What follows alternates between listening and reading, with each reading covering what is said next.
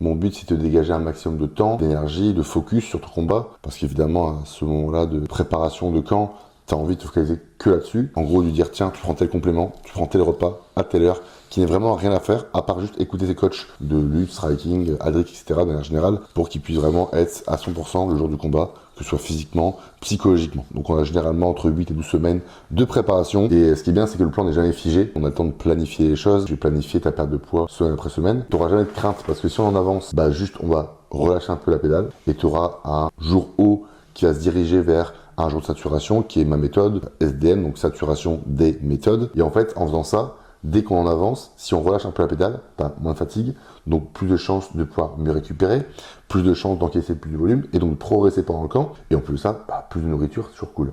Par contre, si on est sur ma lignée, donc mon plan de base, là on ne change rien, on voit ce qui se passe jusqu'à la semaine prochaine, ou le prochain bilan, qui peut être dans 2, 3, 4 jours, etc. Et par contre, si on est en retard, moi en fait je vais faire des changements pour qu'on rattrape ce retard. En fait, peu importe ce qui se passe, on sera toujours bon.